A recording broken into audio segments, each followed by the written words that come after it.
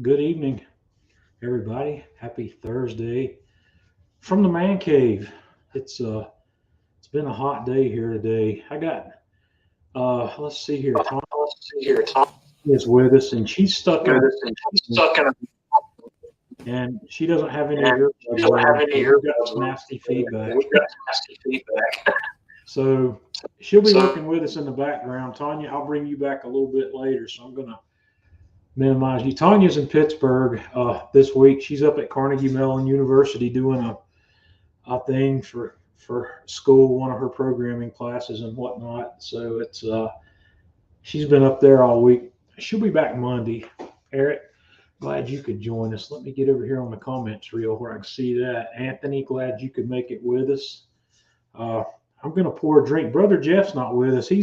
He's traveling today, and I'm not sure exactly where he is. He wasn't sure if he was going to be around at showtime tonight or not. So uh, I'm not sure whether or not we'll have Brother Jeff, but since it's live stream night, it's bourbon night. So I've got a little bit of this Knob Creek, a single barrel. I think I'm gonna have a pour of that this evening.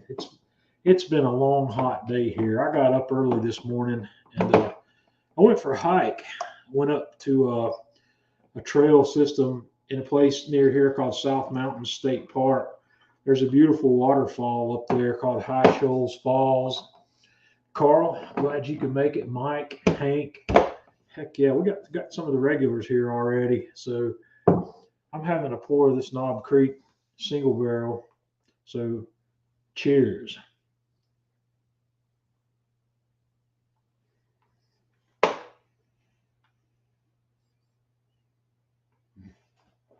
That's good. I don't know if this is barrel proof, but it's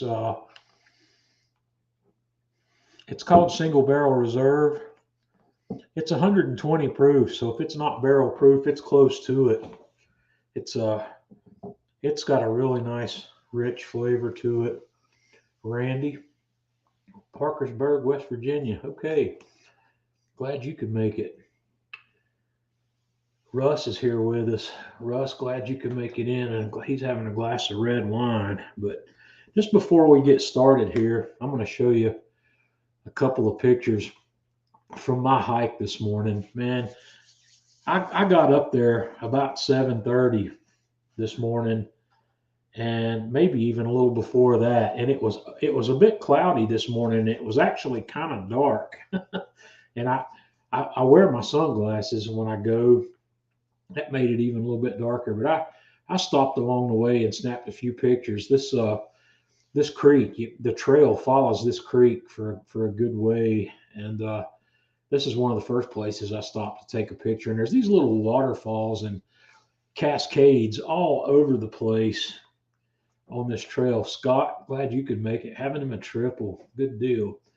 So I stopped, took a few pictures. It's just a really beautiful trail, and it's this first half a mile or so of it's flat, and there's all, like I said, all kinds of little mountain waterfalls here along this stream. But this is the High Shoals Falls, and it's kind of hard to gauge from this photograph, but that waterfall's about 60 or 70 feet, maybe.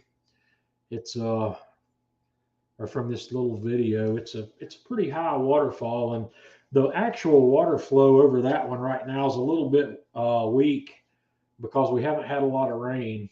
And this is also hard to see how steep this actually is, but this is the staircase that goes on up around to the top side of that waterfall, and this is what that waterfall looks like from the top side where it drops off in the distance there. So that's kind of my hike this morning.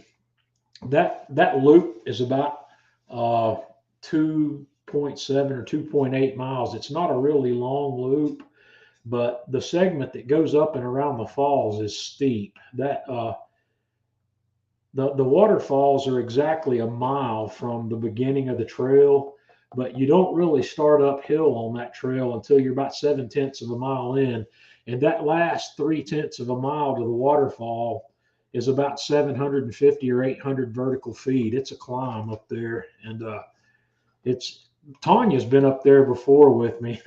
Tanya and I have hiked that loop before. She can tell you how steep that one is. But glad everybody could make it with us tonight. Let's see who else we got sneaking in here. Boater, yeah, Scott.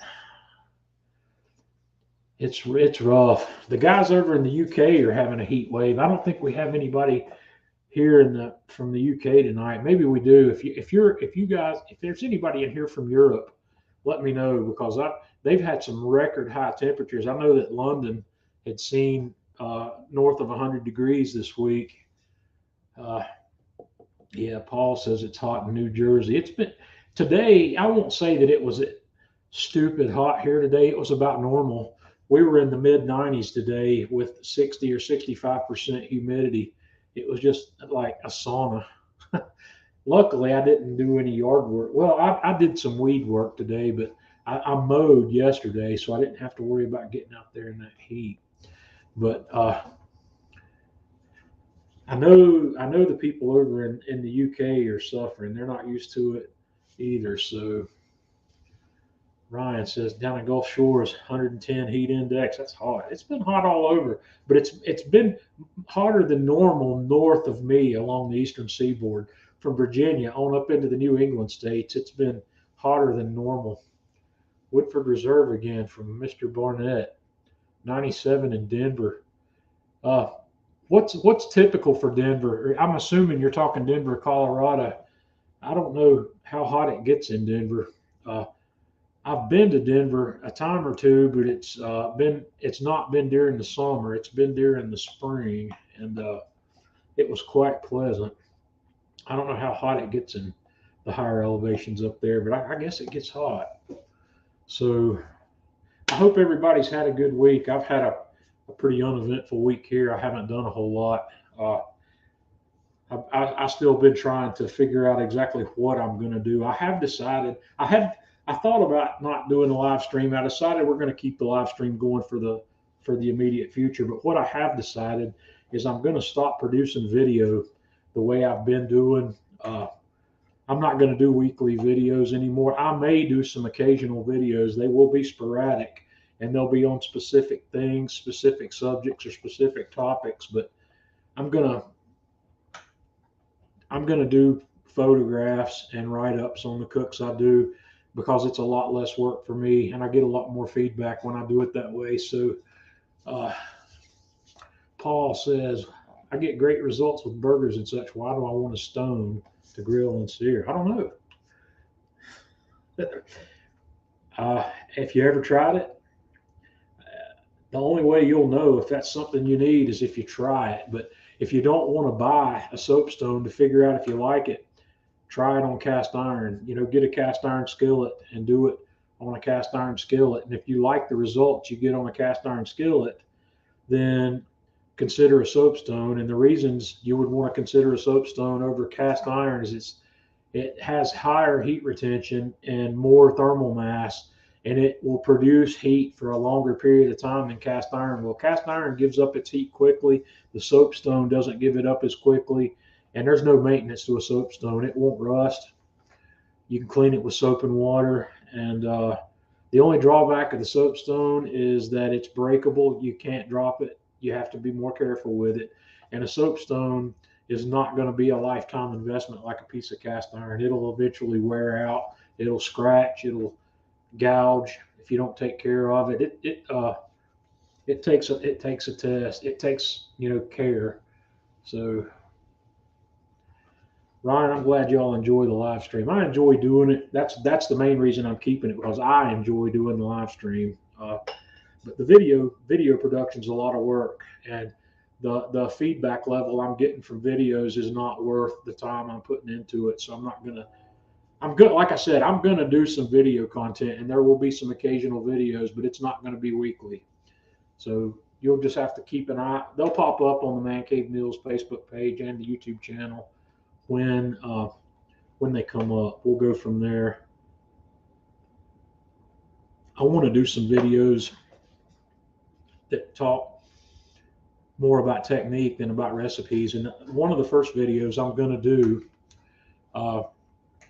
is I'm going to I've over the 10 or 12 years I've been into barbecue now, well, 10 years or so, I have dealt with Boston butts. I don't know how to describe this. Every time I think I have my perfect technique and whatnot for Boston butts, I'll change something. Something changes, and I find a way to improve it. Uh, Paul, the soapstone takes a long time to preheat. You need to preheat a soapstone. You're going to want to get an infrared thermometer to watch your soapstone, and once it reads the temperature around 500 degrees or so, which is about where you want to be for smash burgers, you need to hold it there for 30 minutes or so and let it preheat thoroughly. It's a time consuming thing. So, but where was I? I was talking about Boston butts. Uh, I've come up with now what I think cooking technique wise, I've got it settled in. I've got two different methods of cooking a Boston butt, and both of these methods allow you to know when the butt's going to be done, and you get great results from it either way. And I've got a cat down here that's getting ready to knock over a light fixture, so we may get interrupted. So I'm going to do a video. I've written a document that's on the man. You can find it on the Man Cave Meals Facebook page. If you do a search for uh, how to cook pork, I can't remember what I called it now. I'll have to go find the link for it. But I reposted it recently, I think. But it's a document I wrote on how to cook a pork butt, and I'm going to revise that in video form. I'm going to make a video that hopefully is going to be 5 minutes or less, and I'm going to show you two different ways, both the two different ways that I cook pork butts, depending on if I want to cook overnight or if I want to cook all in one day. I've got two foolproof methods that work for cooking a butt, and they're going to be ready by dinner time. They're going to be ready for an evening meal if you start it the morning of the meal or the night before. And I'm gonna make a quick video of how that works. And what I'm not going to do is talk about details on seasoning and details on prep. We're going to talk about the cook so I can make it quick and show you the results, because I think this needs to be in everybody's repertoire. And in reality, you can do the same thing with brisket. Brisket though requires a little bit more attention than the pork butt. Just because of the nature of the meat being two different muscles of two different fat consistencies. So that's probably going to be the next video I produce. And I also want to produce a video on how to light your grill. I still see lots and lots of questions about, I can't get my grill hot, or what do I need to do? So I'm going to make another video on how to do that. Mainly, the main reason I want to do that's the big thing I see people having trouble with is getting their grill hot when they want to sear. They want to grill steaks or something at a high temperature. They struggle to get that grill hot, and I'm going to show you how to do. You can get any Kamado grill hot enough to do that in 20 minutes or less if you know what you're doing. I'm going to make a video to show you how to do it. So that's the kind of thing I'm going to do here in the future. I'm going to not do as much with the recipes unless I come up with something unique. I'm going to update my index. I've got a video index that is a Microsoft Excel spreadsheet that's got a list of all of my videos, and I'm about 50 videos behind on having that currently up to date. Hey, no problem. There's Jeff. They're still on the road. I knew you guys were on the road today, so Kathy's checking in for Jeff. They're driving, so but that's the kind of thing I'm going to do. So we'll shoot at it from there. How many folks do we tell them not to light a chimney full to charcoal? Yeah, it's one of those things. The thing about it is I can make a video of it that explains how to do it, and that video will be lost and forgotten about a week after I've done it, and people don't know where to go look.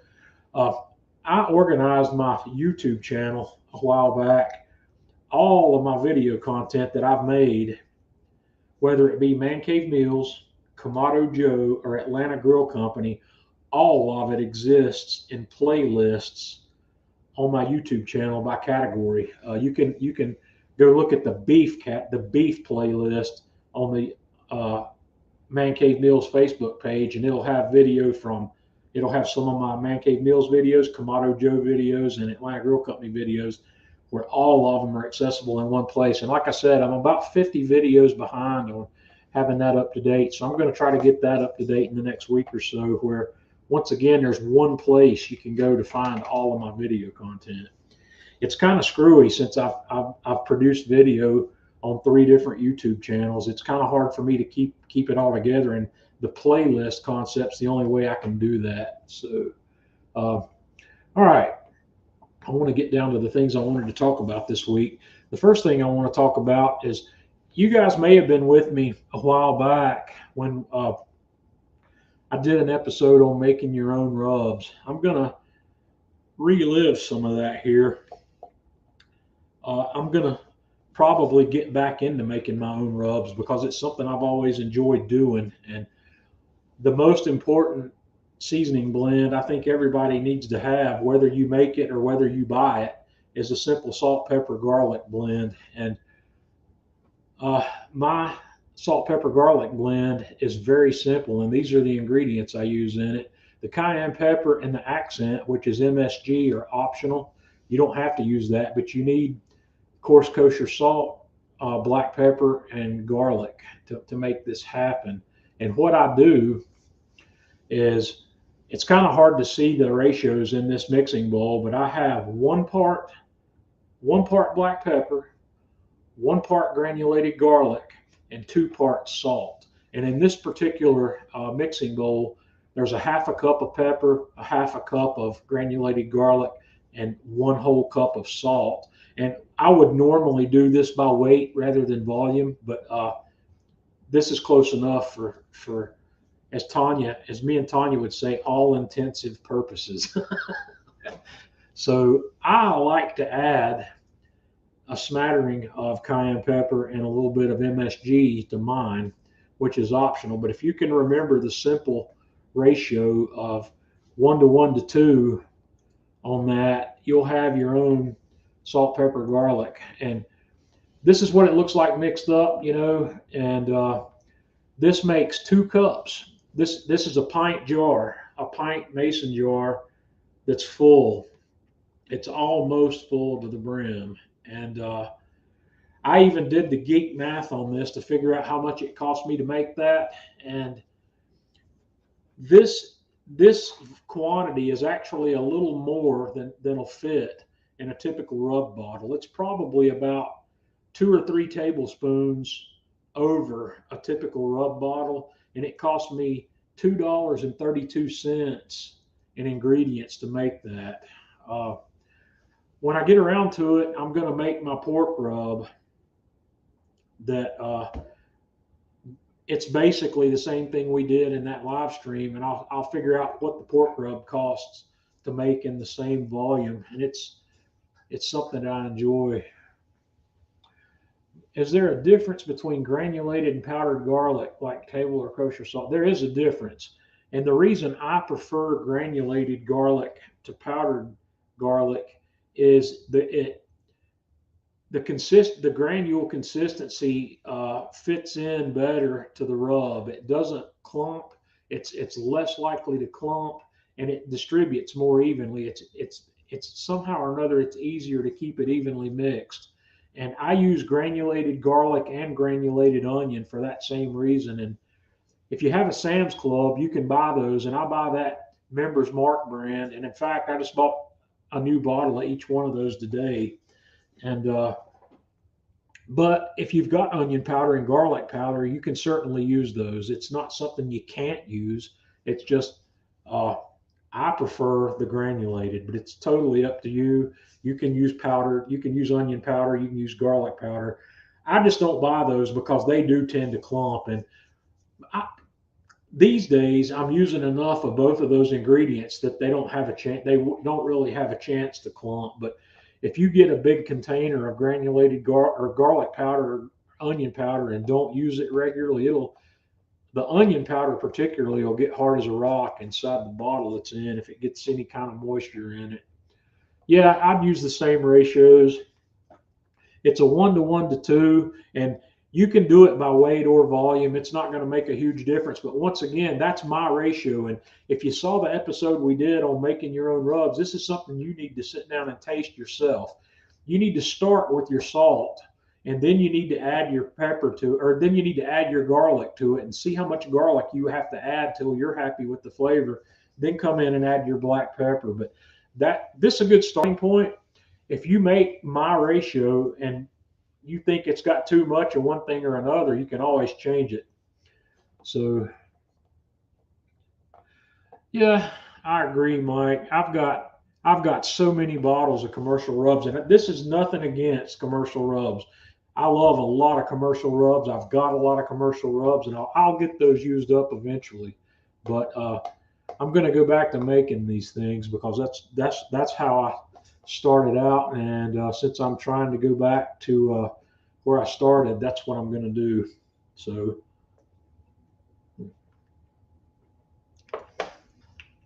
that the salt, pepper, garlic blend is something I believe everybody should have, whether you buy it or whether you make it, because it's a great seasonal.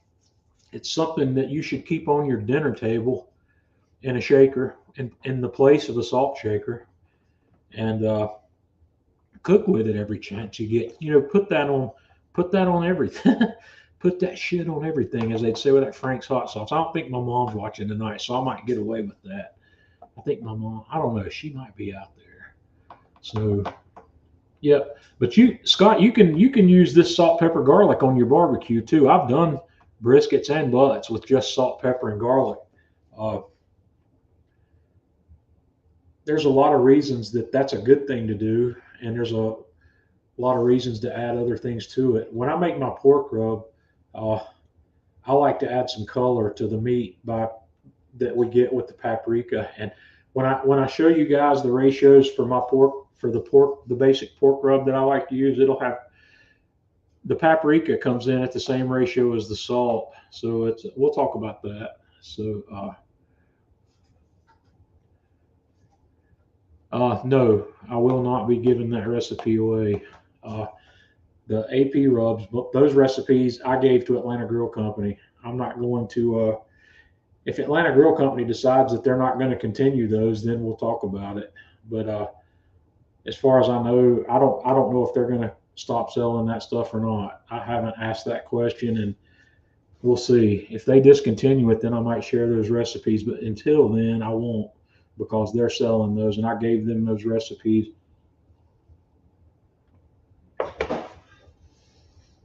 I've got a cat problem.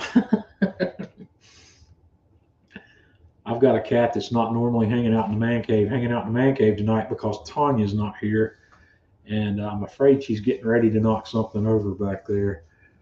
We'll see what happens. But anyway, that's what I wanted to talk about on salt, pepper, garlic. I know everybody likes salt, pepper, garlic, and I hope everybody's tried salt, pepper, and garlic on a lot of things, because it's definitely something you want to have on hand. The next thing I wanted to talk about this week is charcoal briquettes. I did a little test and published this stuff earlier in the week. I did this test over the weekend, actually, while I was working. This is my Kamado Joe Classic 2.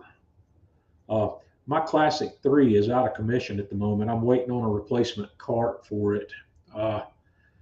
So this conversation comes up occasionally in social media about briquettes. People say, can you use briquettes? And the general consensus is there's a million reasons to not use briquettes in your Kamado. And I wanted to dispel some myths about that, because I've done it. I've done it quite a few times. And in fact, I'm planning to, unless I'm going to be searing or doing a lot of high temperature stuff, I'm going to probably use briquettes. And in fact, I don't do a whole lot of direct searing on my Kamados anymore. I hate to admit that, but I've got this PK grill, and when I want to sear, that's either the PK Go or the PK 300 are my targets for that stuff. But what I've got here in the firebox of my Kamado Joe Classic 2 is a small sized kick ash basket. This is one of the kick ash baskets that's designed for the small. I think it's designed for the small big green egg. And they had a sale on those at one point, and I bought one because what I like to do when I'm using smaller amounts of charcoal in my Kamado Joe, I like to be able to keep it bunched up together. So I've got several of these baskets that are this size, and I've got one that's even smaller. Even if I'm using lump, I still use this basket because it allows me to keep the charcoal bunched up together, and I get a more even burn on it. I don't have pieces spread out over a bigger area that end up not burning. So I put briquettes in this basket. I didn't weigh these briquettes, so I don't know exactly how much is there, but you can kind of see that my charcoal level is not up to the air holes in the firebox. It's below that, and it's not spread out that far either. So there's only a few pounds of briquettes in here. So I lit it up, and my objective of this test was to see how long I could run my classic 2 at 300 degrees Fahrenheit on that amount of charcoal. And what I was hoping was that I would be able to get 8 hours out of it, because 8 hours is about what it takes me to do my 7 to 8 hours is what it takes me to do my 1-day pork butt. And that's all the charcoal I need to pull that off, because that's a 300-degree cook. So I lit that charcoal. I put my heat deflectors in, put the grill grates on. I closed up the grill, set my vents, and then I turned the fireboard on, and I set the fireboard for 300 degrees. So I wanted to let the fireboard run, this cook. One of the things I do know from past experience is the fan controller will help. It helps with any airflow issues, but I hope Stephen Hickey's out here tonight. I don't know if Stephen's here, but Stephen did another test that I want to tell you about here in just a second. The big complaint that people have with using briquettes is the amount of ash it produces. And the general consensus is that it produces so much ash that it'll block up your airflow and cause your fire to go out. Ben, that's a kick ash basket. Kick ash basket. If you Google that, you'll find them. That's the brand on that basket. I haven't bought any of the third-party baskets. The only baskets I have that aren't Kamado Joe baskets are kick ash baskets that I bought from Chad directly. So the theory is that the ash will block up your airflow and cause your fire to go out. And I'm going to show you several reasons why that's not true. First of all, if you've got a fan controller like the Fireboard, a Flame Boss, an iCommand, or the ThermalWorks Billows, or whatever, if you're pushing air into that grill with a fan, you're not going to lose your fire. You are going to, thanks, Ben. Australia's with us tonight. So don't worry about losing your airflow. It's not going to happen if you're using a fan controller. And Stephen Hickey did a test following this that, let's see, the reason you're not going to lose your airflow is even if the underside of this charcoal, which is where the ash pan is in the Classic, even if the ash completely blocked that vent hole at the bottom, you still got these air holes. Air is still going to find its way into the grill through these guys right here, and it's going to keep your charcoal going. Stephen used a piece of some aluminum foil and a brick to stop up that air hole in the bottom to prove this point. And he was still able to keep his fire going. I don't think he was using a fan. He was just using the natural convection and draft from the grill, and the air was coming in through these and around the firebox, and his fire kept right on going. So it's a complete myth that you'll stop up your airflow enough to put your fire out with briquettes. It's just not going to happen. So anyway, I set this guy up like this. I closed the dome. I set my vent where I wanted it and started the fan controller. And when I was done, this is what I had left. And you can see here that this is not blocked up. I didn't have enough charcoal in there to produce enough ash to block that up. There's still airflow that's going to make it through the bottom. And here's the graph from my fireboard. And I got 10.5 hours. Well, actually, that's the wrong picture. But that's close to the end. I got 10.5 hours before my temperature started dropping. And I got about 11 to 11.5 hours before it fell down below 275. So that amount of charcoal will do a formidable cook, and it won't stop up your grill. And here's what it looked like when I took the charcoal basket out. When I lifted my kick ash basket out, I did not shake it at that point to let more ash fall. I took that basket out and dumped it in my yard, and this is what was in my ash pan. So all I have to do at this point is reach into that vent hole, and I jiggle that ash pan to get this ash that's sitting on these wings to fall down into that pan and pull it out and dump it. And there's been no other ash removal here other than what I just described to you. Worked great.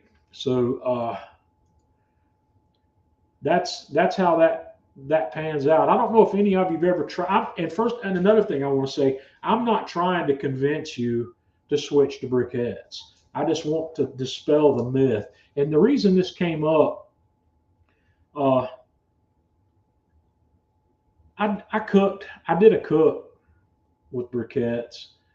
I've cooked with briquettes in the Kamado many times before. And one of the things that it reminds me of is before I was cooking on a Kamado, I was smoking in a Weber Smoky Mountain, and I used Kingsford briquettes exclusively in that. And I use Kingsford briquettes in my Weber charcoal grill. And I never used any hardwood lump charcoal till I bought my first Kamado. When I bought that char griller Acorn, I bought a couple of bags of Cowboy lump from Lowe's Hardware the same day I picked up the grill. Yes, Cindy, it's a good option to have. And briquettes have some advantages that I'm going to talk about here in a minute also. Everything about briquettes not a disadvantage. There's some advantages there. And Rick, I hear you, but I disagree with you. It's not going to plug it up. You've still got the air holes in the side of the firebox, and it's not going to stop the airflow enough to cause your fire to go out. I'm not going to say it won't, but I haven't had it happen. I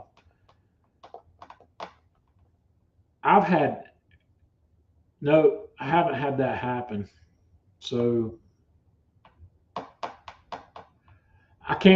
I'm not going to sit here and say that it won't, but I haven't had it happen. So it might. I guess there's some instances where I guess it could, but once again, if you're using a fan to force air into the grill, it's not going to happen.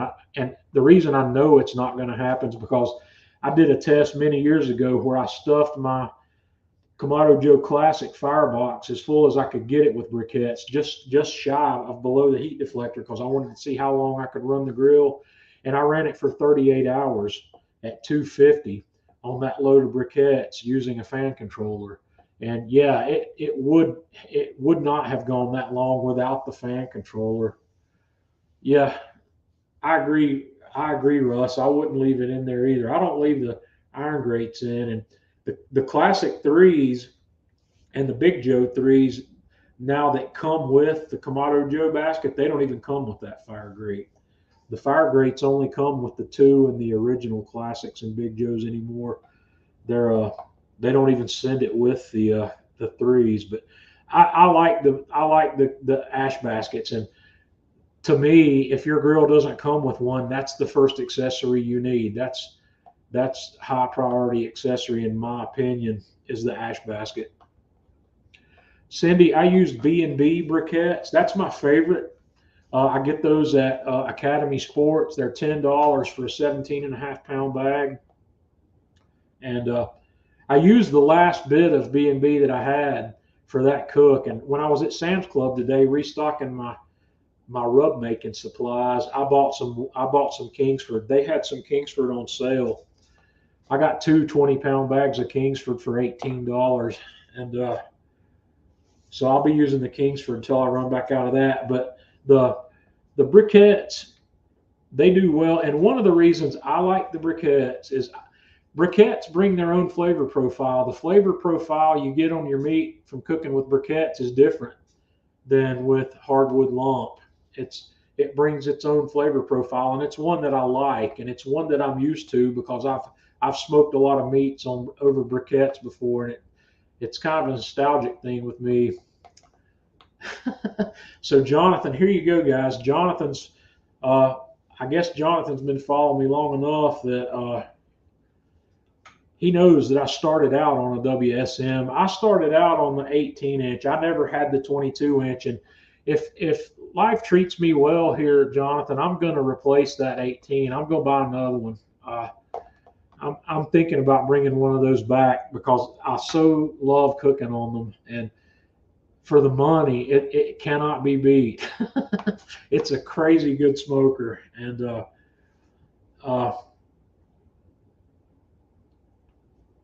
yeah, Paul,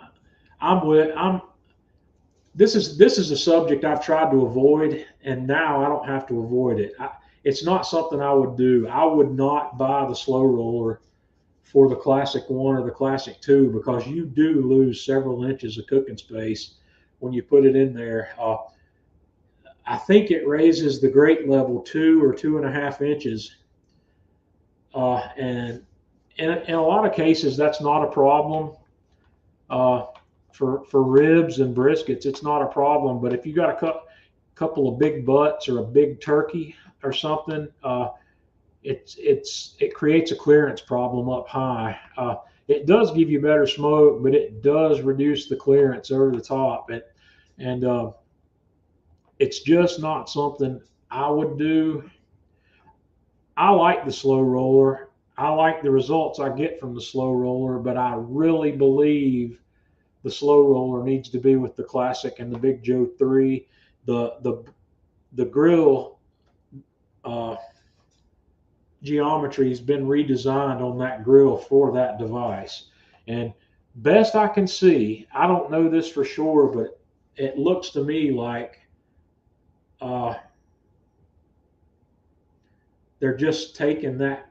There's nothing really different that I can tell about the slow roller add-on. They're just selling you a slow roller. You're setting it in using your existing hardware, and it raises the grate level. You can't keep the grate level lower because the base of the 3 Series grill is about 4 inches deeper than the 2 in the original. So that's that. Yeah. And also, one of the other questions that I did not address when I posted about this briquette test is you do not want to use instant light briquettes in your Kamado. And I made a stupid assumption that people would know that, and it's not the case. You don't use match light. You don't use lighter fluid in a Kamado. If you want to use lighter fluid to start your briquettes, that's fine if you know what you're doing. You want to do it in a chimney outside of the Kamado, and you let that stuff burn off before you put it in your grill. I've got no problem using starter fluid if you want to. If you feel that you want to do that, that's fine. And that also brings back nostalgic memories for me. Every time I smell that, it brings back memories of cooking, of cookouts, because it's a smell that's very unique.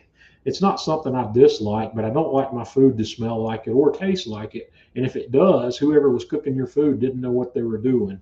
And it's not because they didn't know how to cook. It's because they didn't know how to use starter fluid. You've got to put that on your briquette, let it soak in. You got to let that burn off before you put those briquettes in your grill and start cooking over it. If you can smell starter fluid when you're at any point, it's not time to cook yet. So just keep that in mind. And don't put it will impregnate that smell into your Kamado, and it'll take a good while for it to go away.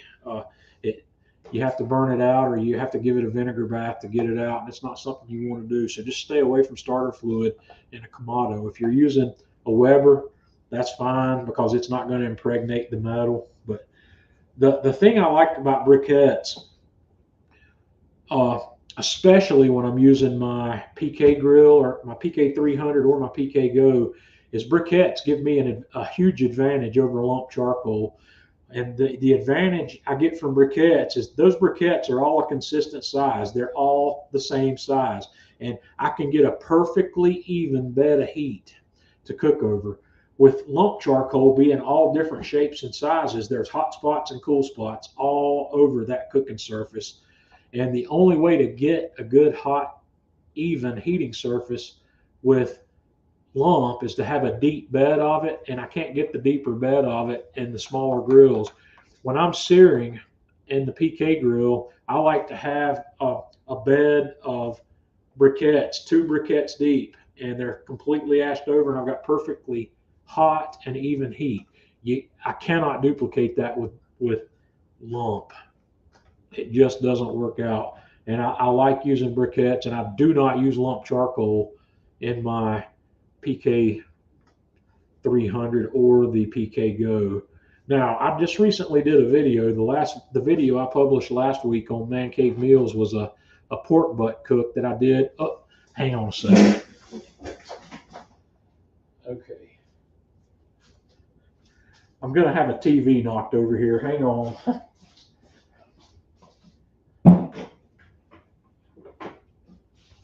Come here.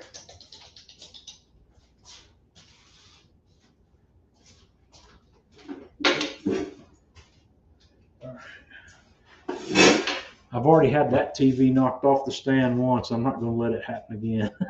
I've got a cat down here that's giving me trouble. All right. So, but anyway, even heat. I can't get even heat with lump. I get it with briquettes, and that's what I use in those grills. So it's got advantages.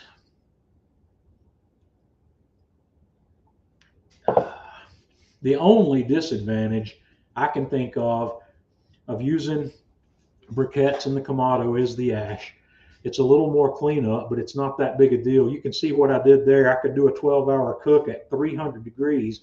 I could probably extend that out to 14 or 15 hours with that amount at 250. So, and it's not enough ash. It's one ash pan full of ash. So that's how that works out.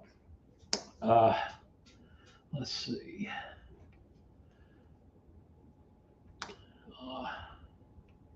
I'm glancing through the comments here, guys, so bear with me. Mike says, I use my Acorn as my main grill smoker. Tried pellets, ended up selling it.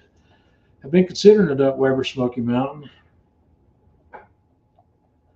Yeah, the only thing the Weber Smoky Mountain's not good at's searing. You know, it's a smoker, and it's if you use the Weber Smoky Mountain as advertised, it's not good over about 250 or 275. If you're using, that's what I love about it. For a beginner, it's the perfect smoker, because if you're using the water pan the way the grill's designed to be used, it's only gonna, it loves to run at 250 to 260, 270. It's perfect for low and slow smoking. So yeah, I want another one. I'm gonna try to get one. So yeah, it's definitely something I want to bring back to the man cave. I really, it's one of the first things I got rid of when I started running out of space after I got Kamado grills, and I miss it. So I'm going to bring it back. Those haven't increased in price a whole lot. I haven't looked at the price on them lately, but I paid $2.99 when I bought the WSM 18. I don't know. It's close to 10 years ago, and maybe a little longer than that. I think the last time I priced them, they were maybe $3.49. They may have gone up $50, but I'll look. I'll find one, and I'll bring another one in here because I do love running them. And that one, they really do work great. So that's what I want to talk about, briquettes. And I'm going to use briquettes for a while. I'm going to use yeah, Tanya, since Tanya's not here, her cat's running around down here in the man cave and causing trouble. I've got a precarious situation back here. I've got a TV directly behind my bar here where I can sit at the bar and watch TV, but there's a mini fridge there, and I've got the TV sitting on top of the mini fridge, but I've got it sitting on a milk crate. up where it's up high enough to where it's at eye level for me. And it's not the most stable situation. And I've already knocked it off that milk crate once, and I thought I'd ruined the TV. So I'm not going to let that happen again. Darren says, what's my go-to grill for pork butt? I'll use either one of them. Darren, I can get what I consider to be equal results off of either grill. I've learned how to use the pellet grill. Jeff and I wish Jeff was here because this is something we like to talk about. We have broken the code of getting great smoke on the pellet grill. And I can cook a pork butt for you that you wouldn't be able to tell which one of the grills it came off of. And traditionally, you get less of a smoke profile from a pellet grill, but I've learned how to beat that. And it involves using hickory. I use a more intense pellet like hickory. That's what I like to use now. And I do 12 hours or so of 200-degree cooking before I even start thinking about running the temperature up and wrapping it. I have to see my bark get built, but 12 hours. The pellet grills produce more smoke at lower temperatures. The hotter you run a pellet grill, the less smoke you're going to get. So we've been running these Myron Mixon bark smokers at 200. And oh, Logan, why did you have to tell me that? I'm going to kick you off the live stream. You got Stag Junior, man. That's one that I still have not been able to get my hands on. I'm having Knob Creek single barrel reserve tonight. That's I got a sample of Stag. A buddy of mine gave me a sample of I think I've already had that sample. I don't have it anymore. It was the Stag Junior. I've tasted it, but I've only had a taste of it. I've never been able to get a bottle. So you signed up. That's cool. I like Chef Todd. You're going to like Chef Todd. The video lessons are fun. They're entertaining, and you're going to learn a lot.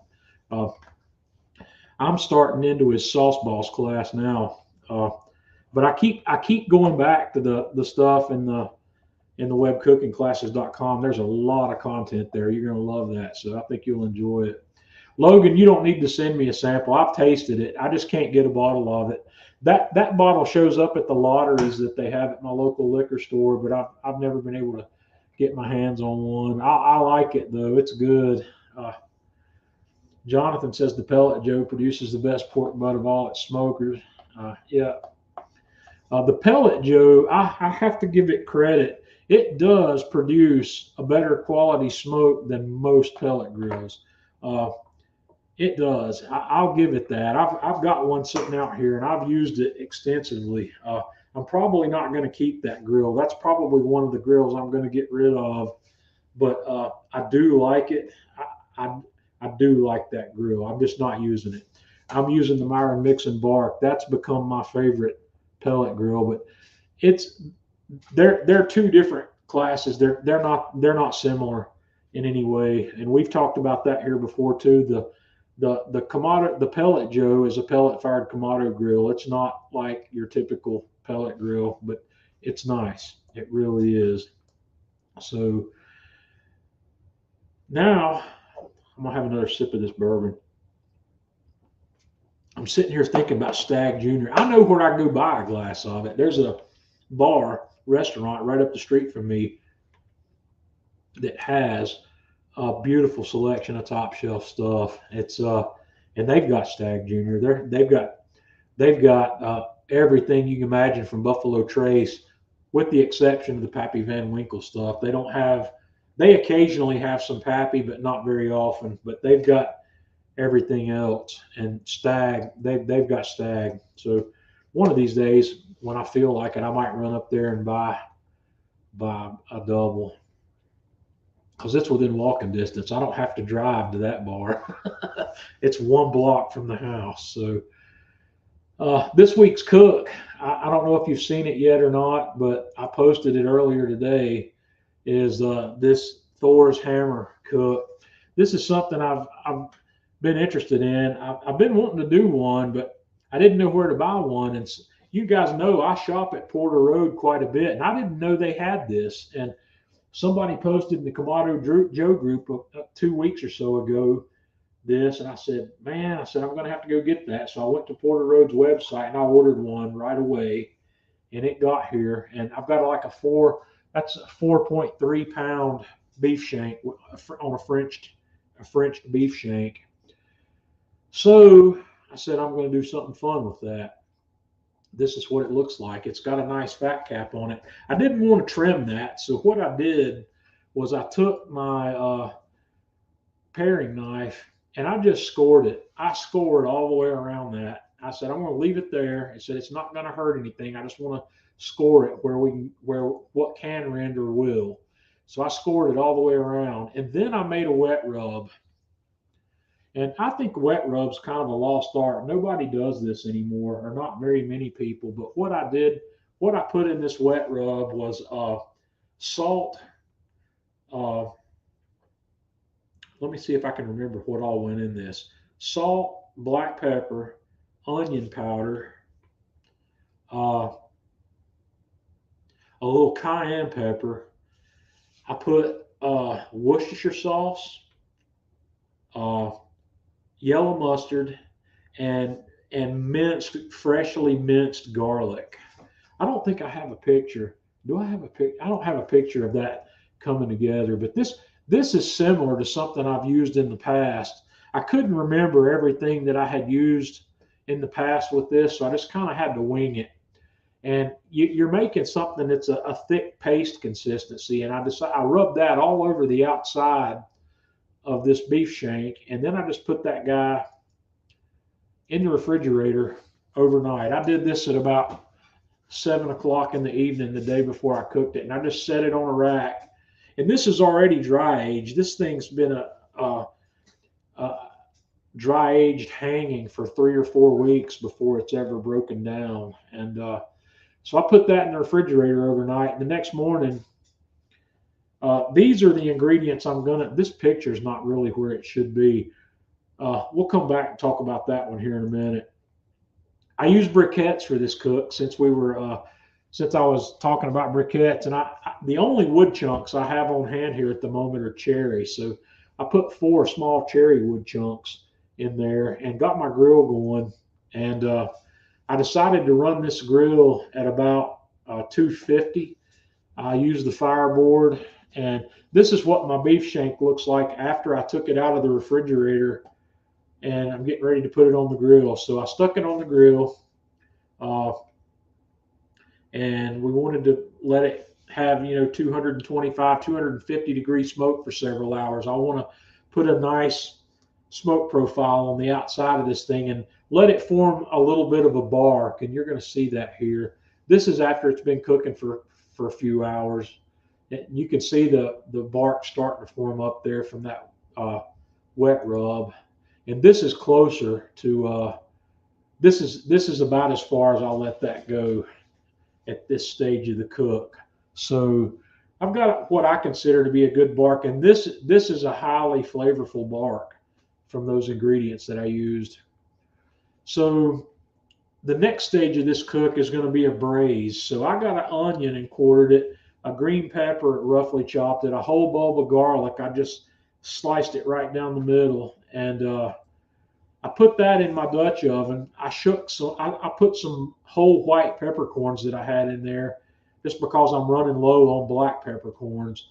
I put some whole coriander in there, and I put some whole cumin seed in there. And I preheated this braise before I went to the grill with it because I didn't want to put this piece of meat that's been on the grill for about 5 hours in a cold braise. So I went ahead and preheated the braise, put that in the grill. And with this bone, I can't put the lid on the Dutch oven. So what I did was I just put foil over the top of all of that, closed up the grill, and ran the grill. I left the grill. I think I brought the grill up to maybe 275 during this stage of the cook. I heated it up just a little bit, and I went for another 4 hours almost in here before that thing got tender enough. This is kind of what we look like about 4 hours in. At this point, I'm probe tender. I've got a really super tender. I was worried about this. I was expecting it to get tender more quickly than it did. And I kept telling myself, I said, something's wrong here. This is not getting tender. And I got to thinking about how thick this is. So at that point, I started making some stone ground grits in my double boiler. And I also discovered during this time, I don't know if Tanya's still listening here or not. I'm about out. We're on our last bag of stone ground grits. I'm going to have to get some more ordered. But here I have taken a ladle and I've ladled out about 2 cups of this braising liquid. And I put it in my fat separator where I could skim the fat off. And this fat separator, this is a one-trick pony. This is not something that a lot of people have, but I like this. This thing's indispensable when I need it. I can, if I've got a braising liquid like this that's got a lot of rendered fat in it, I can put it in this guy and let the fat rise to the top. And then I can pour off, I can take this stopper out of here and I can pour off the liquid and leave the fat behind, which is what I did. I put that liquid in a small saucepan and brought it up to a slow simmer. And I made a cornstarch slurry to put in there. And I made a sauce. I thickened up that braising sauce with the cornstarch slurry to make a sauce to drizzle over here. So I took a slice, a nice healthy slice of that beef shank off of here and put it on a bed of my stone ground grits. And also my stone ground grits, I cooked those in beef stock. Oh, I forgot to tell you, maybe the braising liquid that I used was beef stock and Guinness. I've still got a cat giving me trouble down here. I use beef stock and Guinness as my liquids in that braise. So I took a nice healthy slab of that shank, put it on a bed of those stone ground grits, and then drizzled my sauce over the top of it. And I garnished it with some green onion. And see, I've got, there's just another picture of that from a different angle. And this guy was fork flaky. It was crazy. And the flavor on that was amazing. This is not something, this is an over the top, I guess, presentation of beef shank. This is a similar method you do for ossobuco, but a lot of times people will take beef shank and they'll just chop that meat and like make taco meat or something out of it. It's really good either way, but this guy's was amazing. This was a fantastic cook, and I had a beautifully fun day cooking this. And one of the things, you're going to hate me for saying this, guys, but one of the things that made this cook so enjoyable was that I wasn't making video. I was just taking pictures here and there, and that really simplifies my day. It really makes my the only thing I know to compare grits to is polenta, and I've never had polenta, so I'm not sure. I think polenta is the northern version of southern grits. So what grits are is a coarsely ground corn. It's cornmeal that hasn't been ground that finely. It's very coarse grind. I did a video. There's a video out there on the Atlanta Grill Company page somewhere that I made. I made a side of jalapeno cheese grits, and I showed you the process. I showed the process of how that works. If you want to go look that up with a red wine reduction sauce, man, that sounds good. My love for beef stock and Guinness came out of a situation where I was going to make beef bourguignon, and I didn't have red wine, but I had Guinness. So I said, let's do that. And now you can keep your beef bourguignon. I don't care anymore about that red wine sauce after making this with Guinness. I love that flavor, but much more. So I'm at the end of my list here, and we're at the 1 hour mark. So I think we did good tonight. I've covered everything I wanted to cover in an hour. So guys, those of you who want really specific content that we talked about, I'm done. So you can come or go as you please. I'll sit here and I'll take a few questions. If anybody has any questions about the stuff we've talked about tonight. Okay, Logan, I recently bought a quarter cow and have a bunch of cubed short ribs. Yep. If they're cubed,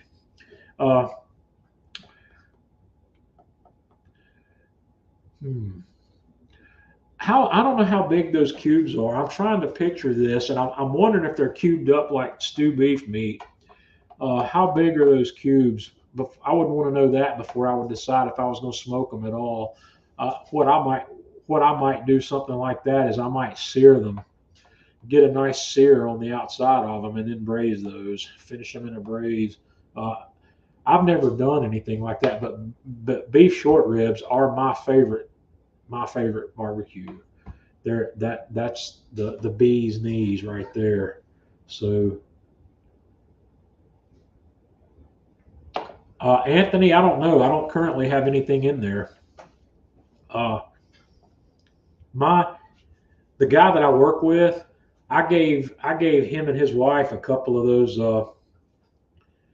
ribeyes that I dry aged from that Publix, that whole bone-in ribeye I bought from Publix, and they fell in love with those. So he and I are talking about splitting the cost of buying another one of those, but Publix won't have those on sale again before Christmas, probably.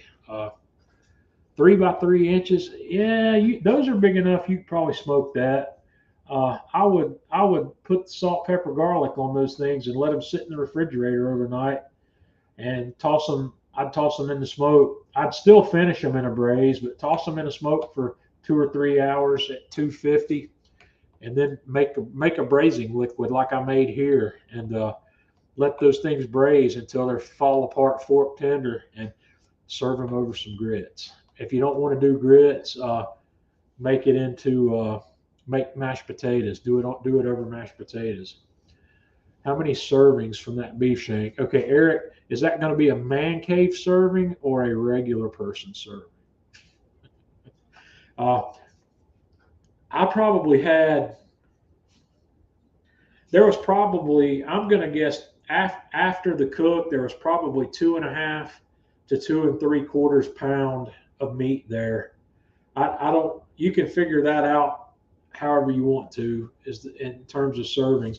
Servings are going to depend on how you serve that. If you're going to serve it, make taco meat out of it, it's going to go a long way. That's a good bit of taco meat because there's other things going with it. If you want to make sliders or sandwiches out of that, it's not going to go quite as far. This is a specialty cut. This. If I was going to serve a lot of people, I would not buy that cut. I would buy the osso buco. They sell osso buco at Porter Road. That's slices. It's 1.25 inches. They're about 1.25 inches thick slices of that thing, and you don't have the French bone. I can't tell if I've got a thunderstorm coming outside or not. I thought maybe we would.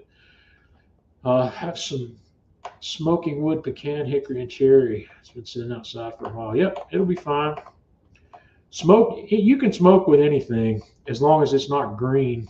The longer it's been sitting, there are some people that'll tell you there's optimal times for smoke, but I've got wood chunks that are several years old that work fine. I don't like to let them sit out in the rain any more than necessary. You got to keep them dry after you split them. Oh boy, Terrace Major. I've got a Terrace Major in the refrigerator. I'm sorry, it's in the freezer. It's a Porter Road Terrace Major, so maybe I'll get that out. Maybe I'll cook that next week. Let me think about that one over the weekend, and I'll try to come up with a unique cook on that Terrace Major. That's a really nice muscle, and it's hard to find anywhere but a specialty butcher. They sell them at Porter Road, and I don't know where else you can find those. Where did you get yours? So I don't know where the best places to buy Terrace Major are. It's not a muscle that gets separated out by hardly anybody but specialty butchers.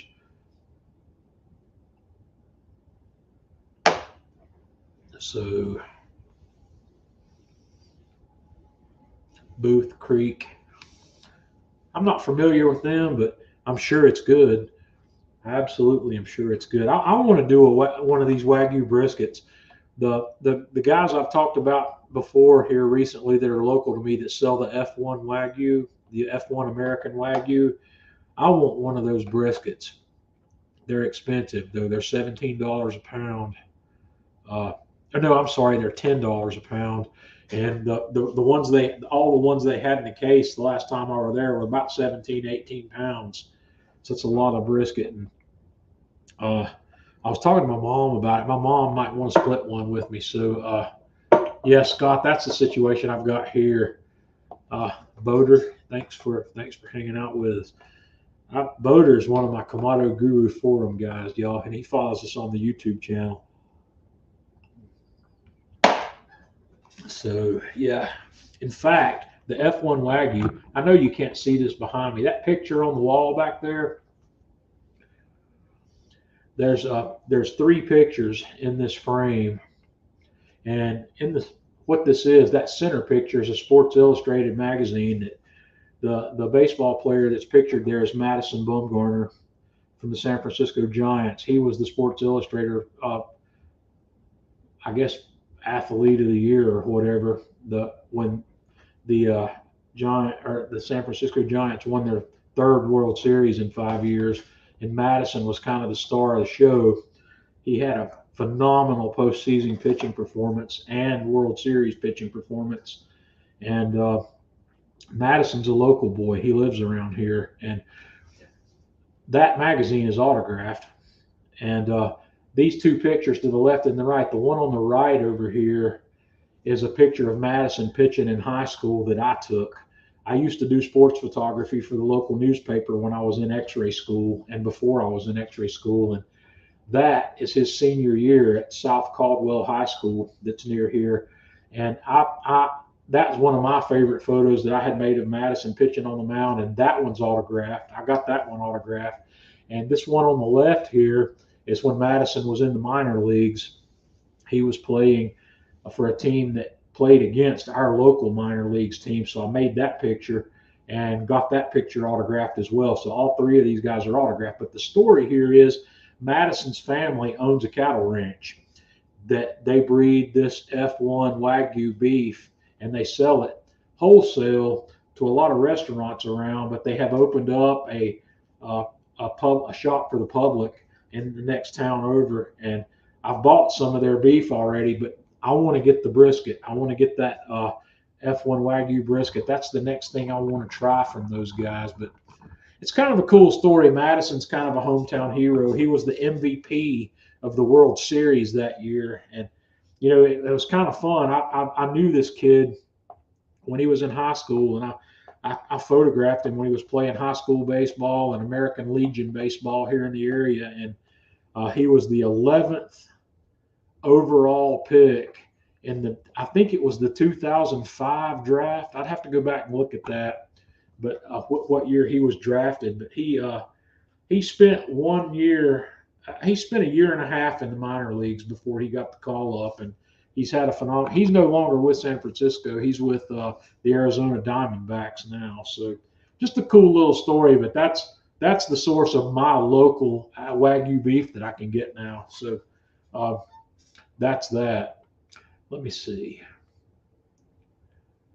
Cindy says she's been a Giants fan for years. So Cindy's probably familiar with Madison. Well, there we go.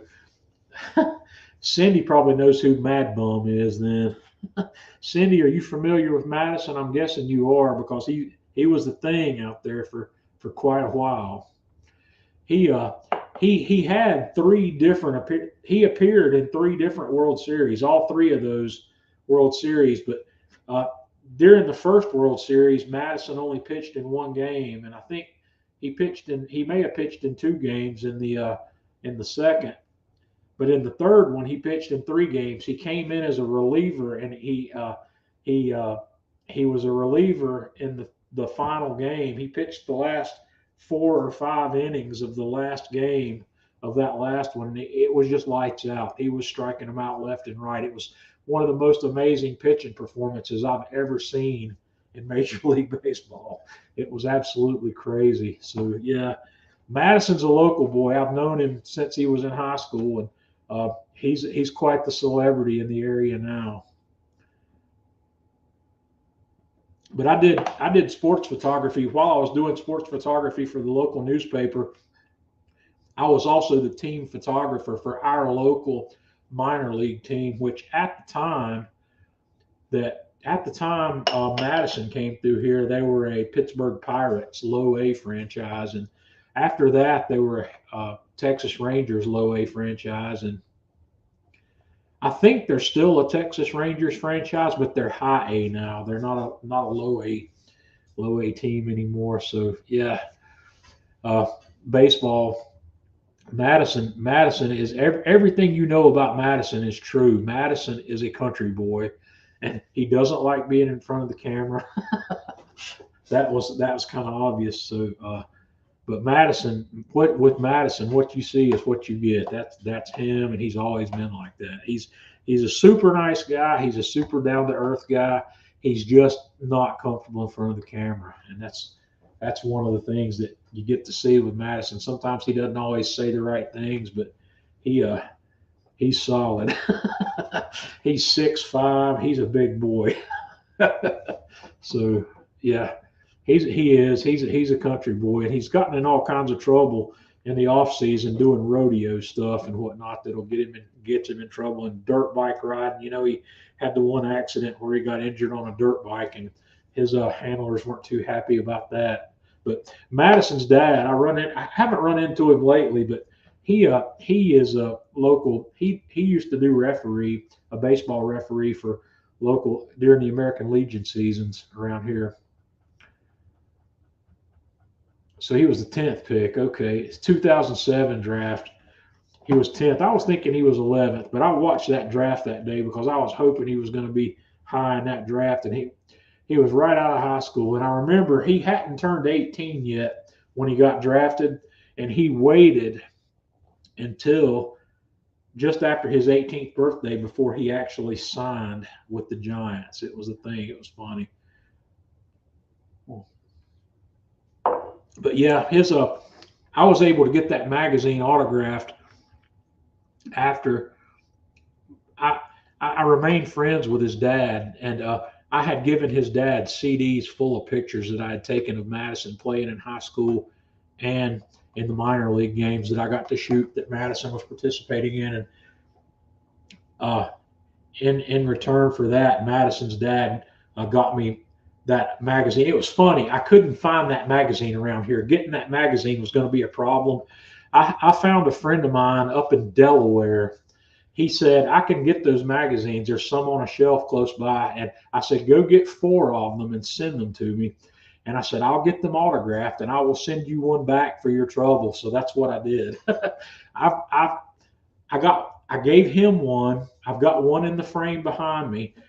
The sports editor at my local newspaper that I worked with when I was doing sports photography, I gave him one, and I've still got one more. I've got one more in a plastic bag on a shelf in the back that I'm just hanging on to. I'm not interested in selling this stuff, but I might take that autographed one up to the Wagyu beef shop and see if they would like to have it and frame it. I'm sure they can get all that kind of stuff they want, but since they're family, they're part of Madison's family. But I'd like to maybe I'll donate it to his high school. I'll take it up to South Caldwell High School and let them have it because they might have a harder time coming across something like that. But it's autographed and they can have it framed. In fact, I think I'll do that. That's a good idea. I don't need to sit on it. I don't need to keep it. I'd rather it be out there where somebody can see it. But anyway, all right. What else we got? Anybody got any questions? I'm really liking my new man cave. Oh, something else. I got another thing I want to show you. Let me find it. Oh, here we go. In fact, I might have had this here. We bought a canner. Tanya and I bought a pressure canner, and I'm going to be learning how to use this guy. We were talking about Tanya's got some stuff growing. I don't know if we're going to get enough of a yield to can anything or not, but when we started talking about buying a canner, I decided Tanya wanted a pressure canner. She showed me this thing, and I started shaking my head. I said, I don't want to spend that kind of money on a canner. And this is one of these things that you guys know me. I like to have stuff where I can post that MCM really right stuff. And this is going to be one of those things. This is the cream of the crop pressure canner. I don't know if you could even find a canner better than this. This thing's built like a tank. But when I didn't understand why we needed a pressure canner, and until Tanya explained to me why I needed a pressure canner, I was just going to buy one of those cheap granite ware bath canners. And when I figured out most of the things I want to can need to be pressure canned, I said, okay, well, we'll get that one. So we ordered this thing, and it showed up this week, and I got that thing out of the box yesterday, and actually I got it out of the box a couple of days ago, but I decided to try it, and I followed the instructions. There's nothing in the canner, but I wanted to see if I could bring it up to pressure and get it to hold pressure where it needed to be. And I'm also testing this thing on my glass stovetop down here. This one won't work on an induction cooktop, and I was either going to have to use it on my glass stovetop down here or take it outside and use it on a propane burner. But I think my glass stovetop's going to work. I don't think we're going to have a problem with that. I looked up the information on my stovetop, and if my stovetop overheats, it'll shut itself down automatically. It's got a sensor in it, and I don't think the weight's going to be a problem. So I want to can some stocks. I'm going to start making chicken. Part of what I'm doing with that class I'm taking that we were talking about earlier, the Sauce Boss class from Chef Todd Moore at webcookingclasses.com. The first lessons are stocks, making stocks, because most of the sauces, or a lot of the sauces that we're going to be making throughout that program, are based on stocks. And I want to learn his method of making chicken stock, beef stock, and vegetable stock. And I'm going to want to can those things. So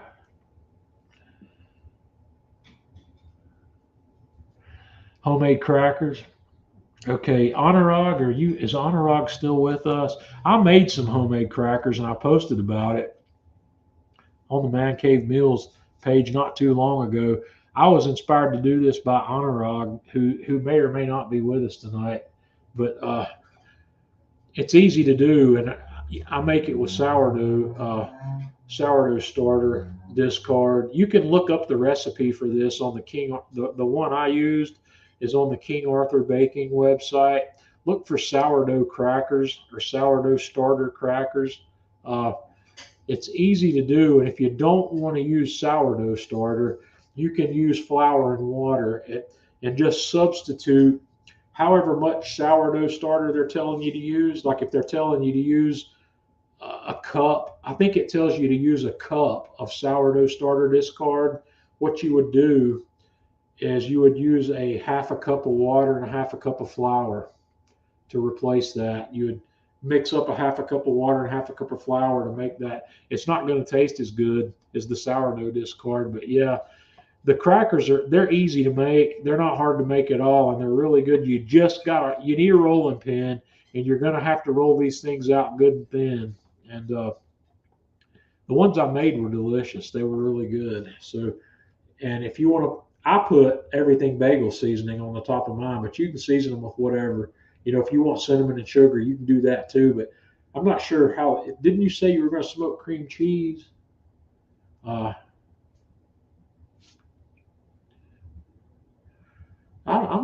not sure if I'd want to do sweet with smoked cream cheese. You could, I guess, if you're going to make let your sweet. Don't do sweet on the crackers. Make regular crackers. Let your sweet come with the cream cheese. Put something after you smoke that block of cream cheese. Do like I did and put a sweet sauce on top of that cream cheese. Like I used some of that Atlanta Grill Company roasted pineapple. I think it was a roasted pineapple habanero. What was that one? That was really good. On top of that smoked cream cheese. There's a lot of different sauces. You could use preserves. You don't have to use something like that. Pick out, smoke your cream cheese and put orange marmalade on it. That would be delicious. Strawberry preserves even. A chutney. Cindy, yeah, make any kind of chutney you want, whatever. Make it sweet and put that on top of your cream cheese, and then dip your cracker in it. Don't worry about making your cracker sweet. Let that sweetness come from whatever you put on top of that smoked cream cheese. Yeah, that would work. Any of that would work. And you know, Tanya, is Tanya with me down there? She's here, but she doesn't. Here we go. I'm gonna bring Tanya on for a second. Hey, Tanya, what's that What's that one that my mom likes so much? That what is it? a pineapple. The pineapple. It's pineapple passion fruit. Pineapple passion fruit. Yeah. Yeah. Get that. You can find it at the local grocery store. Turn your mic off for a second, Tanya. It's Bon Mail. What's that brand name? Bon Maman. It's like grandma. B-O. I can't remember what that brand. Bon. Yeah, here we go. This stuff is there's some crazy flavors here. What's it? It's pineapple passion fruit, or I don't see it here.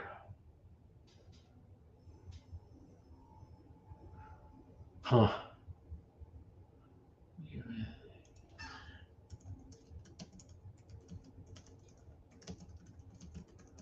This stuff is crazy. It's one of the most delicious preserves I think I've ever tasted. I bought my mom some of it for Mother's Day. Here we go. Pineapple passion fruit preserves. You guys got to find this. Put that on your smoked cream cheese. That's and also season your smoked cream cheese with your favorite rub, and then whatever it is, and then put some of that on it. Yeah. Thanks, Hank. But that's definitely something that you would want to consider. Don't try to bring the sweet with your cracker. Bring it with whatever you put on the cream cheese, and I think you'll be much better off. And I'm going to have just one more small splash, just a little splash of this Knob Creek. I'm actually going to work tomorrow night. I'm picking up an extra shift, so I'm not going to be home tomorrow night. Tanya will get home tomorrow night. I don't know. I may get home about the same time Tanya does. I think Tanya's plane's coming into Charlotte around 8 o'clock. So she'll get out of the airport 8:30. She'll get home before I do. I won't get home till 11 o'clock. So. And to answer Anthony's question, Anthony, I've had these every other night since I've been here. You've had what? Pierogies. Oh, pierogies. Yeah. Matter of fact, I had some tonight. It was really good. That's something else I could make sometime. I remember one time I had a home brewing party here at the house. It's been quite a while ago, back before I got into barbecue. I was having some friends over for a home brewing day, and Tanya made pierogies from scratch, and we munched on those while we were making beer. All right. Honey, I made runzas. You made what? Runzas. Completely different from pierogies. Say it again. Runzas. Okay. Yes. The feedback kept coming over what you were saying, and I couldn't hear it. Sorry, I had to use my phone because the hotel Wi-Fi sucks. Yeah. Cindy, I'm in Pittsburgh. She's in Pittsburgh. She's been up there since Sunday. She'll be back tomorrow night. these cats miss her. These cats haven't eaten all week, and they really need for their mama to get back. Hemi's sitting right over there in front of the sink, and Lily has been down here trying to knock my TV off, and she's opened a cabinet door down here that I'm going to have to go close. And I don't know where she is at the moment, but I thought I was going to have to put her upstairs and shut the door because she was about to knock the TV off. It is work. She's up there. She's up there on business. Yeah. I should have gone with her. I had the opportunity to go with her, and I should have. But this has been as you know, it's been a trying couple of weeks for me around here. I've had a lot of thinking and figuring to do, trying to figure out what I want to do with myself. So I don't know what I'm going to do with myself, but we'll see as time goes by. So, all right, I'm going to wrap up, guys. I appreciate you hanging out with me, and we'll be back next Thursday. And yeah, next Thursday. I don't know what we're going to talk about. I'll figure that out next week, and we'll see you then. So until then, have a good one.